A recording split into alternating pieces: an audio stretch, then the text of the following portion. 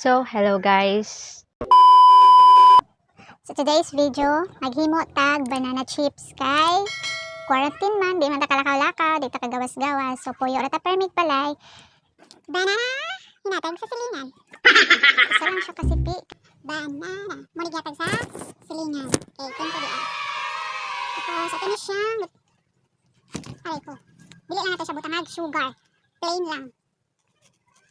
Inita natin ni siya.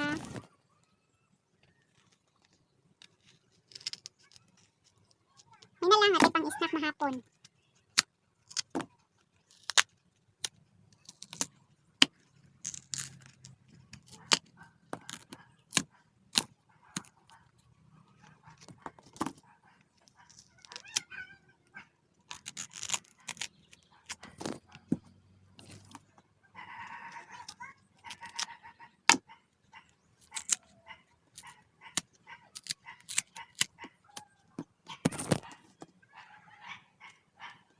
So nani. Pag mahurot na ni siya panit, ato siyang slice-on. Pero, yan na. So, humana na natog panit siya tanan. Ato na gilimpyuhan. Then, mao na ni ato ang after na to gipanitan ang katong saging. Kinahanglan nigpison siya aron crispy.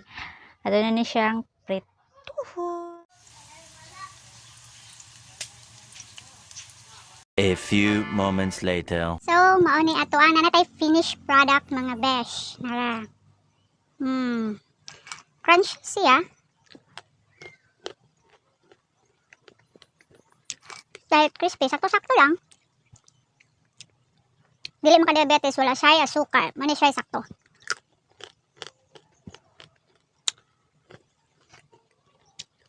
Alas kay siya, edible. Expect na lang anak. Nami siya. Ngayon ba, dili crispy kay gidali na ko siya o kuha kay napakalutoong sudan. Okay na siya. Nani crispy na siya nga kuan. Muna siya crispy. Ang dili crispy, no.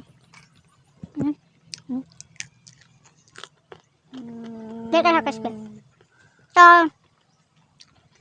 sunod na ako nga vlog. Atangi, then don't forget to like and subscribe. Bye-bye!